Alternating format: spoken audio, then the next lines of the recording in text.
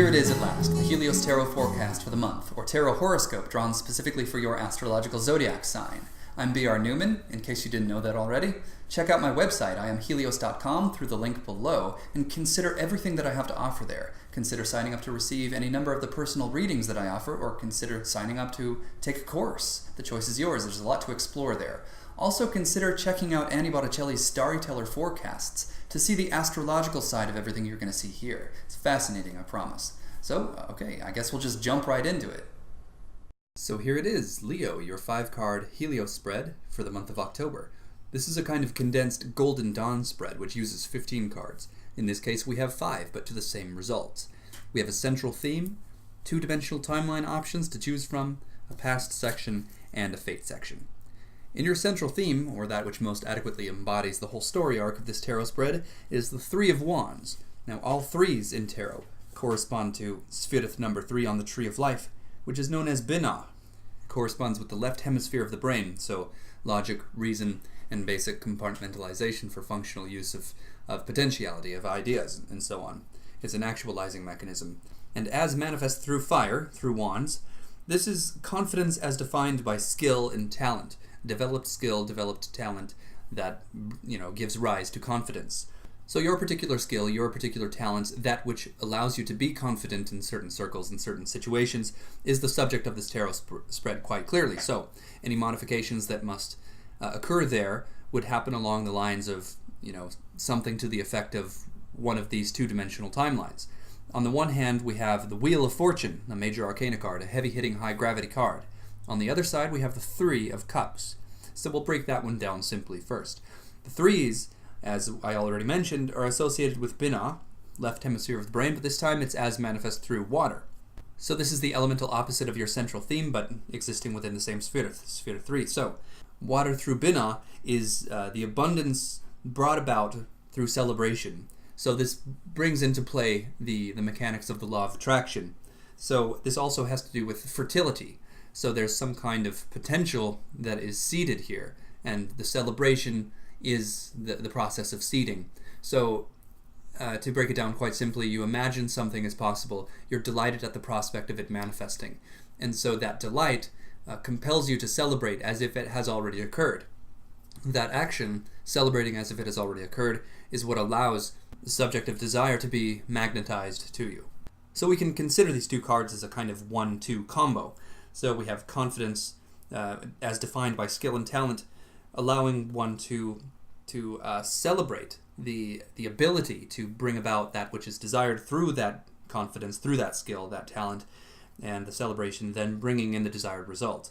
And that sounds quite nice, aside from the fact that you have the adjustment card in your fate section, so that does shift things up a bit, and we'll get to that when the time is most relevant. Before we do so, let's look at the alternative dimensional timeline. We have the fortune card indicates a time in which you become much more aligned with your fate, perhaps through a stroke of luck. Whatever the details may be, the end result is that you gain much more control over the steering wheel of your life. So the prerequisite here, the key that grants you access to the highest expression of this card, is the restoration of karmic imbalances, paying your dues and taking responsibility. The benefits of this dimensional timeline clearly outweigh the benefits of the other. It has a lot more to do with gaining control of yourself, taking responsibility and stepping into a higher position of power, whereas the other one is sort of still along the lines of toying with the mechanism of manifestation.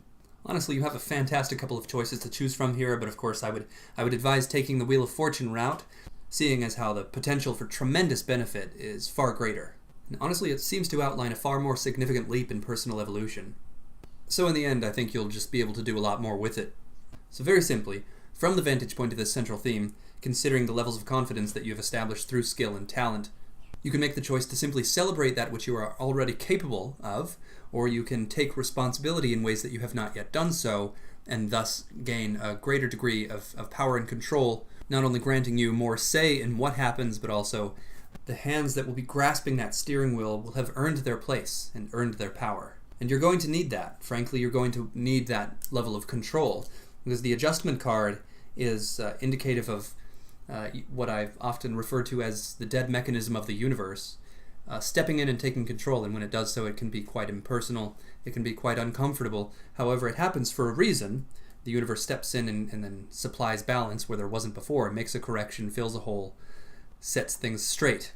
So as I had mentioned, the way to activate the Wheel of Fortune card is to resolve unresolved karma, to bring balance where there isn't balance. And then the adjustment card demands that that happens. So if you haven't done it yourself by that point, by the time the adjustment card becomes relevant, then the adjustment card will make it happen. Circumstances will align, and not always in your favor. Or at least seemingly so, at least not in the favor of your comfort. It is for the greater good. Balance is restored, and that's the objective, but it's not always, it hasn't worked in your wants, desires, comforts, or even requirements into the plan. So ultimately, it really is better to just do it yourself. So find the ways in which you can fill some holes that you had perhaps neglected. Make something up to someone. It can be very simple. It can seem very minute, but it can ultimately be quite significant, because so long as you demonstrate that level of accountability and the kind of responsibility that the adjustment requires, it'll be far more lenient. And so the degree to which you step up is the degree to which the adjustment card will work with you to allow the restoration of balance to be both comfortable and profitable.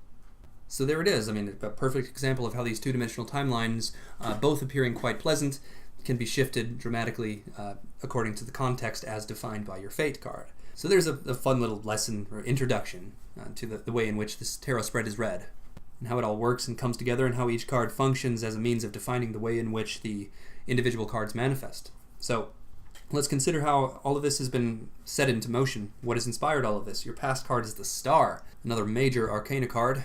Very simply and briefly, the Star is about faith and trust and spiritual insight. So somehow all of this was set into motion through those ingredients. And this also outlines the nature of the skill and talent defined by the Three of Wands. So somehow that skill and talent was developed through faith, through spiritual insight, but now the time has come for that to become a little more consciously directed. So very simply, what was once governed by spiritual insight, maybe you didn't know exactly how you were doing it, well, now the time has come for you to discover how you do it and then also refine that skill and talent to take it to a whole new level. And that about wraps this up for the month. So thank you for listening to this and for watching. Please do consider contacting me for a personal reading. We can take this so far and go so much deeper than we have here. It's pretty remarkable, really. You can gain so much, as many people have already. IamHelios.com is the website. I'm B.R. Newman. Thanks again.